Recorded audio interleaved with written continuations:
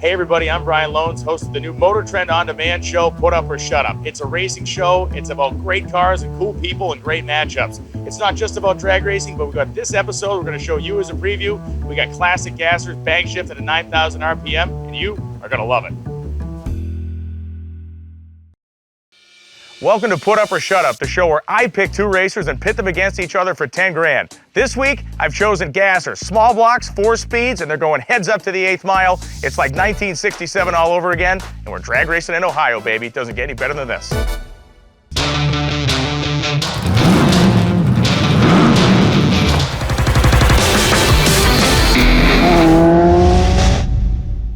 How about some gasser history?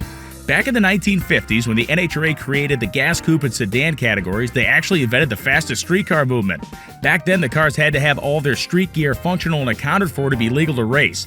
Things got crazy in the early 60s and those rules went away and the golden age of the gassers really began. Gassers are most famous for their stance. With the crummy suspension technology of the day, racers figured out the higher they moved the engine in the front of the car, the better the static weight transfer to the rear tires was. The reality is they were running on junk hard slicks, so they needed all the help they could get. It actually got so crazy, the NHRA limited gas competitors to only raising the crankshaft 24 inches off the ground. Yeah, 2 feet in the air.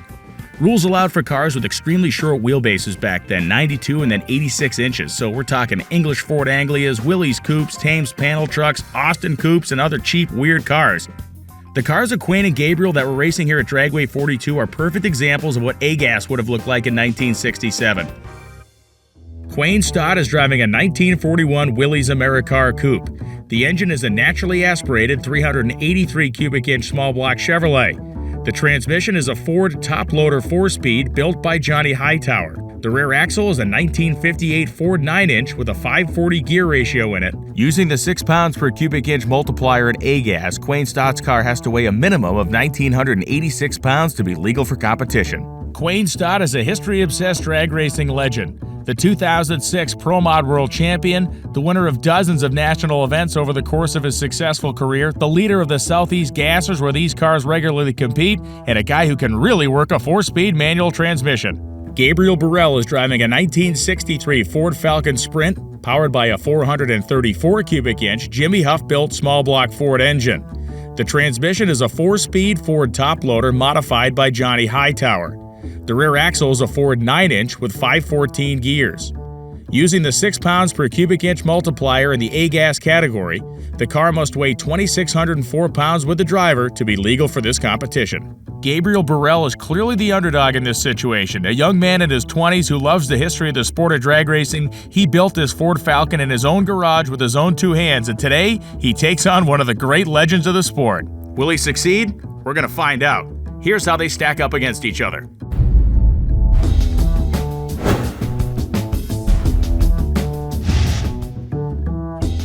My dork obsession with drag racing history led me to pick these guys to be on the show because this is as pure a historical drag racing experience as we'll ever have together.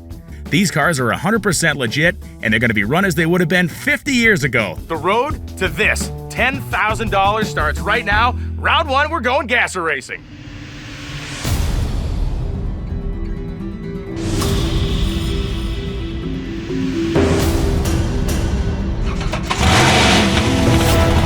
Things are so difficult to drive. You got to appreciate what these guys are doing to these cars. There's no wheelbase, the suspension is horrendous, and they're manually shifting them down the racetrack.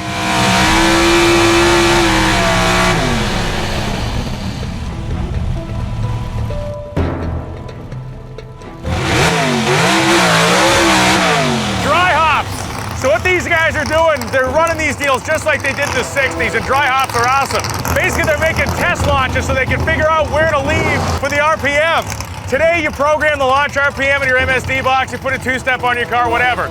These cars have none of that stuff. They're doing it just like the guys did 50 years ago.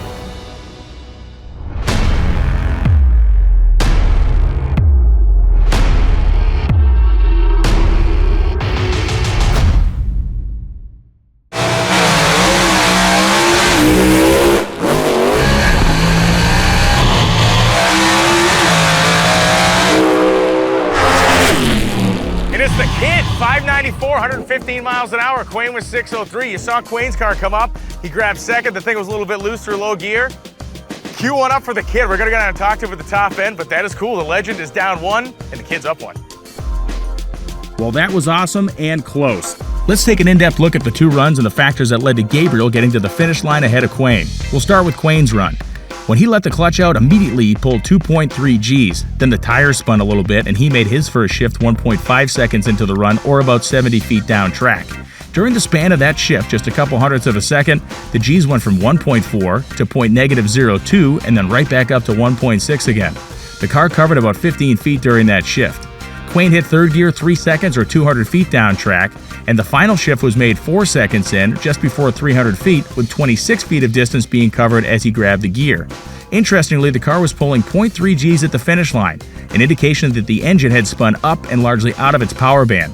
The steep rear gear ratio Quain runs helped him get off the starting line, but also added to some wheel spin. If that happens again in the second round, he's going to be in big trouble. When we look at Gabe's run, we see kind of the same story, but told in a different manner. Gabriel's car pulled 1.9 Gs on the hit of the throttle, and he does run a less aggressive rear gear ratio, so that makes sense. Now here's where the transmission and axle gearing stuff gets interesting. Gabriel made his first shift 1 second into the run. The G drop was from 1.2 to 0.48 before the acceleration picked up again. His car covered just 7 feet during the shifting process.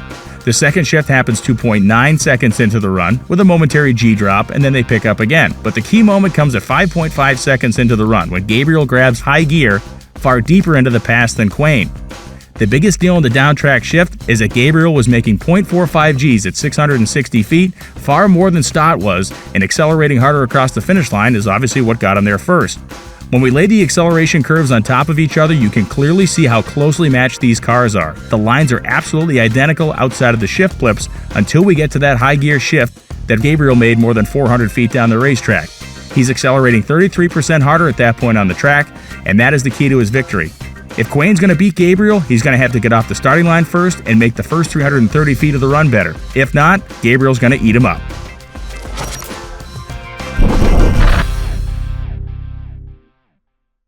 You got one up on Quain Stott. There's not much cooler than that. I was pretty glad he got me 2 races ago. He got me second round, so I owed him one. So we're back even now. You left on him big time, but you spun. He pulled a giant wheelie. Take me through the run. Done my normal thing. The track's a little green. Done the dry hop and it hooked good, so I thought I'd leave where I left on the dry hop, and it didn't like it the second time I dropped the clutch there. So it spun pretty bad 60 foot, but it pulled on him on the big end pretty bad. So. The thing sounds incredible. What's RPM you're leaving the starting line at? I left about 6,800 right there. And you're gonna make a wheelie bar adjustment, I heard you say? We're gonna raise the wheelie bar. We're gonna see if we'll tote the tires out here. So I don't know how many guys have won 10 grand in a classic gasser, but dude, you're 1 run away, and you're 1 run away from doing it against Quain Stott. That's pretty good. He's getting a little old in his old age. His reaction times are slowing down. It's hard to outrun. Well, it's a warm day in Ohio, man. Good luck. Appreciate it. So here in the pits with Quain Stott, you're down 1-0 to the kid. He says he might be getting old. He treated you. He did. You know I got to pass the torch one of these days, but I'm not quite ready to do it just yet. Does the thing normally pull second gear wheelies? Because it pulled a good one out there. Oh yeah. It's got the characteristics of a 1960s gasser, and that's what makes it so cool. The thing I'll tell you is it sounds freaking brutal. I mean, this is one of the meanest sounding cars I've probably ever heard. Yeah, I turn it. I do not have no mercy on it. I mean, if old Buddy Baker used to say, "Go or blow." He said he's leaving the starting line at 6,800. Where are you at? 85. 8,500. Yeah, I'm gonna probably give it 9 this time. Yes. Yeah. I mean, for whatever reason, it's down on power, so it's going. Like I said, it's going to go, or I'm going to sling the guts out of it 1. I'll be hiding behind the wall. You better. You got to get him this time, bro, or it's over. I'm after him.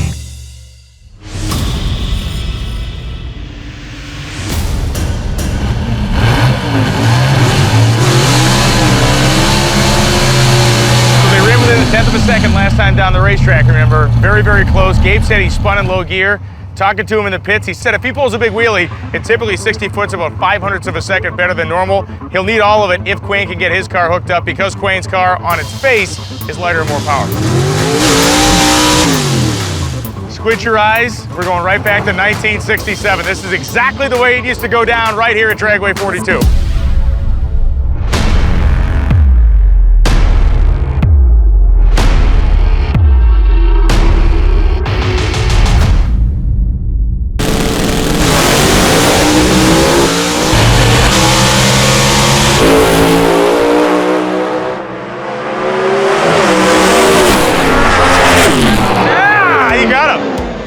hole shot. 6:03 beats a 5:98.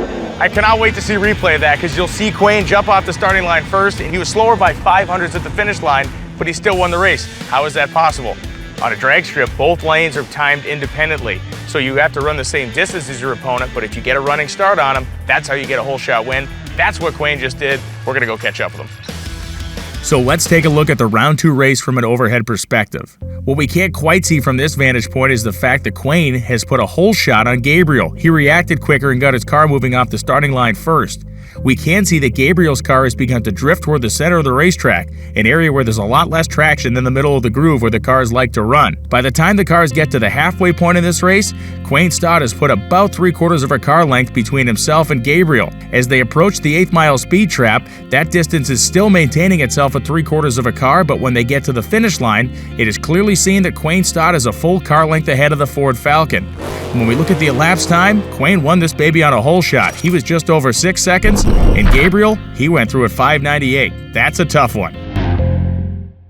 Quain Stott said that Gabriel was not going to get away with 2 in a row. Lived up to your promise, man. No way I could let him have 2 in a row. I mean, $10,000 on the line here, guys. It's kind of time to, well, they call it put up or shut up. That's exactly and that's what I it's time had to to do. I know. And what's the most fun part about driving this thing for you? Is it dumping the clutch, grabbing the 4 gears? What is it? 4-speed, Yeah. without a doubt. They're 4-speed, and it's not fun. It's just that it takes some talent. This thing here, I'll challenge anybody that wants to jump in it. Lay a little money on the table because I know you're going to wreck it. There ain't no way you can jump in it and go down a racetrack. You love it when it gets the wheels up. You love it when it gets out of the groove. What's going to happen in the final? There ain't much I can do about it getting out of the groove. I do like it. I think it's cool because it makes it, but that's just a characteristic. I mean, driving this thing's like trying to push a rope. And it's so, you know, it's going to be out of the groove. If it makes a good straight run, it'll be one of the few. Good luck, man. Thanks, man. Thank you. So I'm back here with Gabriel after round 2. Man, he left on you. There's no other way to say it. He left you standing there. I messed up on him. That's how these old guys take advantage of kids. I guess. You know? So now it's time for the finals, the 3rd round. Each of these guys has got one. Gabe got the first one. Quain came back on a hole shot and kicked his ass in the willies by 0.05 of a second. 6:03 beats 5:98. Pretty embarrassing for the kid. He's going to step on it. He already told us what his plan is to leave on the old man and take the thing home. We don't know what's going to happen, but we do know one of these 2 guys is going to leave with $10,000. It's time for the finals, baby. Let's go race some gassers.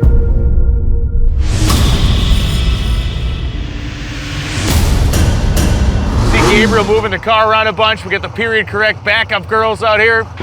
Sun's going down at Dragway 42. What's better than this? Nothing.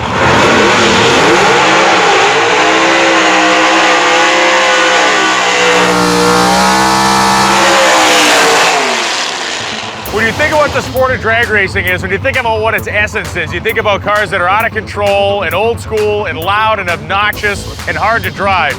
That's everything these 2 cars are. It's been awesome to watch them all day, and it stinks we can only give one guy 10 grand, but that's the way this is gonna work. They've been furthest spread has been 1/10 of a second. They ran 0.05 apart last time. This is gonna be a dogfight.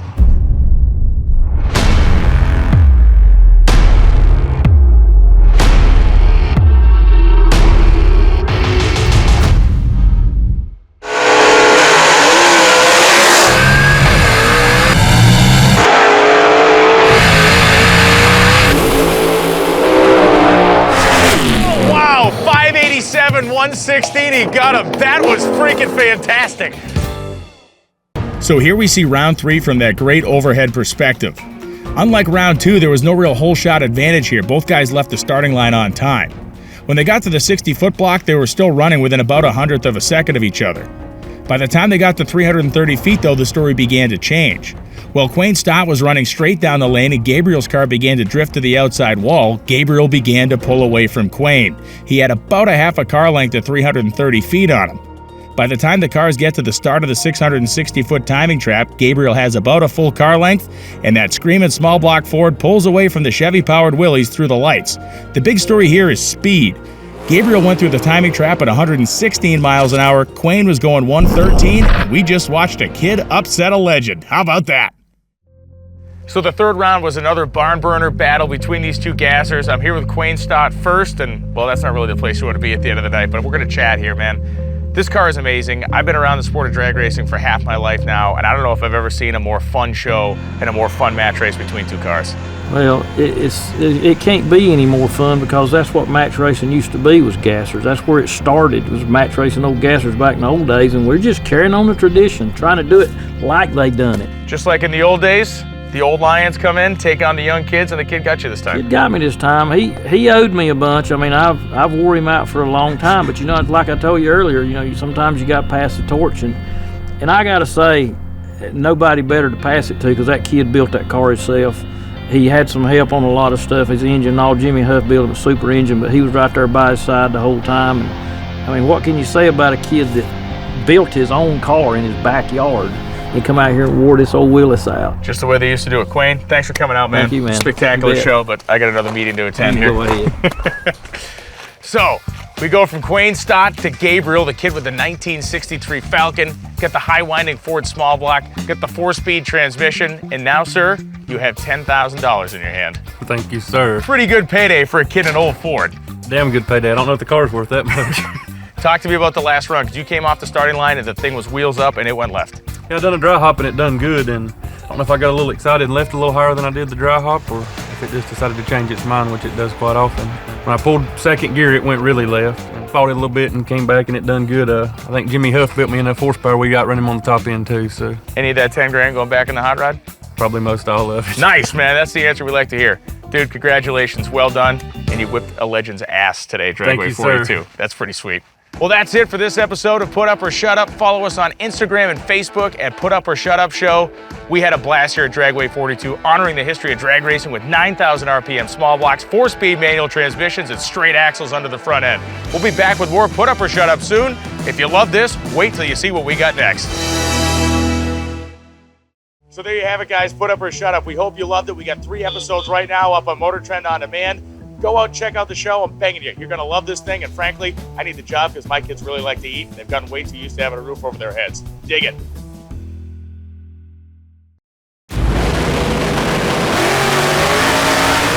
So what is X275? Only one of the most exciting classes in the sport of drag racing. They're very difficult to drive. They're extremely difficult to tune. The guys that develop these things do it through their own blood, sweat, and tears. And we have 2 of the best cars in the world. Now it's time for Rich Bruder and Dean Marinas to throw down. It's Put Up or Shut Up. This episode of Put Up or Shut Up is live now on MotorTrendOnDemand.com.